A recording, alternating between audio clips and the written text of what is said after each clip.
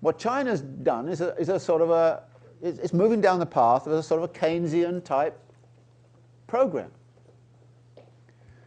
When they were hit with the collapse of export markets, what did they do? They lost, as I said, 3 million jobs in 1 year. Now they're terrified of huge unrest. So what did they do? They launched a huge stimulus project, as large as the one in the US. But it was going to be about building infrastructures, high-speed rail, new highway systems, new cities, new infrastructures of all kinds, putting people back to work. The second thing they did, and of course they have a certain kind of power that the US government does not have, is to go to the banks and say, lend. Now if you're a banker in China and you say, no, I'm not going to do that, and see how long you last. So the banks lending furiously to all kinds of projects. So there's a tremendous kind of stimulus, some of it highly speculative and crazy. In fact, there's a lot of evidence in China that the speculation in property markets has gone completely out of hand. I mean, the property prices doubled in Shanghai last year. They increased by about 15% nationwide, so I gather. So the Chinese have taken that path. And as they've taken that path, they've bounced back. Their growth rate went down in 2009 to around 6%. They've bounced back to well above 10% growth in 2010. So they're booming. Now, of course, we're told in the United States that a central government-led program of this kind can never produce growth. Only the private sector can. Well, go look at China and see. I mean, why would you say that, when the evidence in China is, no, you can do this. And of course, China's been entraining all of those other countries I mentioned. But the Chinese have some problems with this, as happens with any Keynesian program, which is that you have to be careful that the stimulus, which is administered in a downturn, does not continue on the upturn.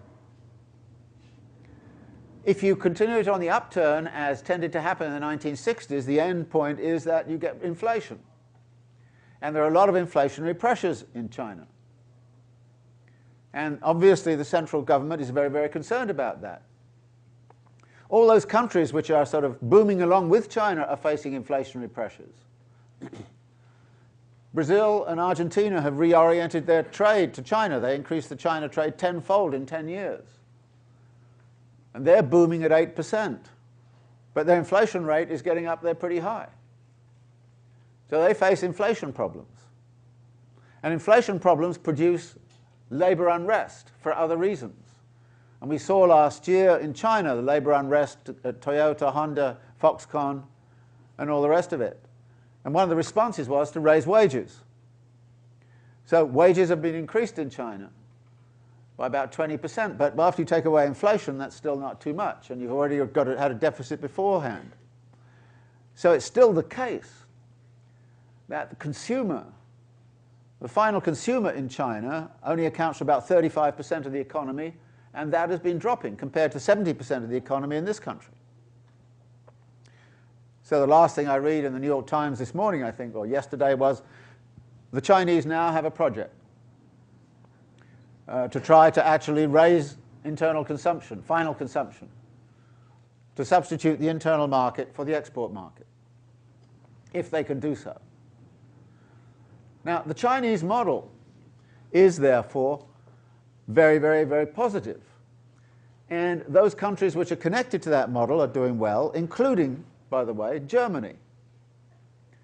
I mean, the Germans are exporting automobile technology and high-end automobiles, and also, you know, the high-speed train stuff, and Siemens is in there doing all kinds of things. So the German export market in China is very, very strong. And one of the reasons the German economy has turned around is precisely because the export trade, which dropped off very big in 2008, early 2009, has revived. So this is, again, the geography of it. So you end up with a kind of curious picture. The one half of the world is saying, yelling, debt, debt, debt, austerity, austerity, austerity. And the other part of the world is yelling, oh, deficit finance, you know, grow, grow, grow. And you have two worlds with two bunches of solutions. And it's no wonder that when the G20 get together and try to come up with some kind of global kind of strategy, they can't get anything together at all. And we see in this country, of course, that Obama, I think, will probably want to go more towards a little bit more towards the growth model thing rather than the austerity, but the politics of the situation won't permit him. And in any case, he's also the party of Wall Street, so, you know, what's he going to do? But Wall Street is sometimes smart enough to say, well, you need a little bit of stimulus, so when they got their big tax cut, they allowed a little bit of stimulus into the system. So here, then, is this rather dramatic contrast in how the world economy is looking. And then you wonder, well, what are the kind of scenarios that are going to come out of this? Well, a battle is underway in this country over the question of externalization of both environmental costs and social costs. Who wins that battle? I don't know. The odds right now are, of course, that the Republicans are going to win it. But that doesn't have to be the case. And the good thing about Wisconsin is it maybe is waking a few people up to say, oh, hey, this can't go on. This is not what it's about. This is a class struggle situation in which that question is central, and we have to address it. And we have to politically mobilize around it. And the same thing applies on the environmental externalities. So how those problems get solved is going to be very much dependent upon what happens in the political arena. And in exactly the same way that in the 1970s there were political choices, and the one that won out was the neoliberal one, so we've got some political choices right now. And the political choices are either to accept this debt story and the austerity story and sort of moan and groan and say, oh, isn't it a pity that all these things are going, you know? Or we could start to actually articulate a counter-politics, but notice how difficult it is to do it, given that the media, for the most part, is of the party of Wall Street, that Congress, for the most part, is of the party of Wall Street, and that therefore what we really need to do is to create a party which is anti-Wall Street. And the good thing also that's come out of Wisconsin, these are the good gentlemen who gave you this nice Cancer Institute study around the corner. You can now put a face to who the problem is, which is quite always a good thing to do, be able to do politically. These people are the people you really got to worry about. These are the plutocrats who are doing all that they're doing. And they need to be confronted, and they need to be dealt with, and they need to be taxed. That's what has to be done.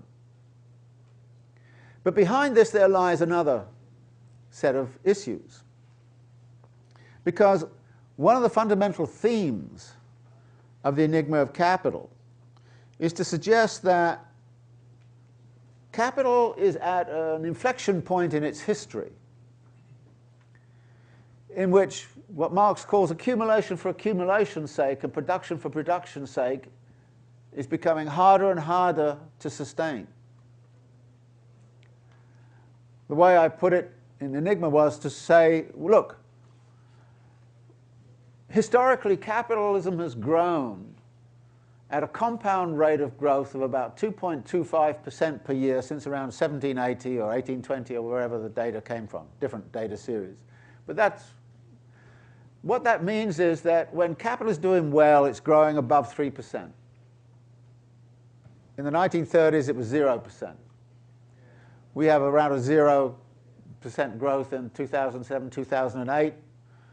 You're now in a situation where China's going at 10%, the US is at 2.8%, Europe is about 0.1%, Japan is nowhere. So globally, we're getting back, if you like, into the 3% growth syndrome. Now, 3% compound growth forever If you imagine a world which was made up simply of what was going on in Manchester and Birmingham and a few other hotspots in 1780, and you said 3% compound growth forever, oh, no problem. The whole world's there. But you're now talking about 3% compound growth on what's going on in China, what's going on in much of South Asia and Southeast Asia, what's going on in, various, what's going on in Latin America, and of course what's going on in North America. In other words, you're talking about 3% compound growth on a huge, huge amount of activity. Just put in dollar terms, if you're talking about 3% compound growth in, say, 1970, you would have to find new investment opportunities for about $0.4 trillion. If you wanted to do it now, you have to find new investment opportunities for $1.5 trillion. New investment opportunities at 3% compound growth around 2030, you could be talking about something like $3 trillion. This is a lot. A lot of difficulty finding that. And part of the argument I make in Enigma is actually capital was already having problems finding profitable outlets for investment from the 1970s onwards. So you got into a low growth, highly speculative economy where money was being used to make money. And what do we see right now but the printing of money?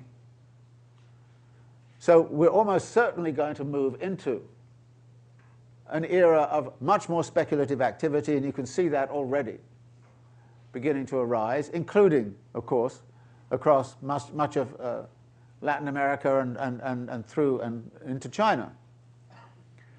So the 3% compound growth syndrome, if I want to call it that, is beginning to look. I'm not saying it's the end of capital. No, it's not that. It's if it'll be end with a not with a bang but a whimper. It's got a real set of problems. And we've seen some shifts going on in terms of the kind of activities that get developed and how those activities become commodified and pulled into the capitalist dynamic. For instance, the production of spectacle is very interesting. The great thing about spectacle is that it's instantly consumed. The turnover time of consumption is close to zero. And actually look at the immense amount of money that's spent on producing spectacle.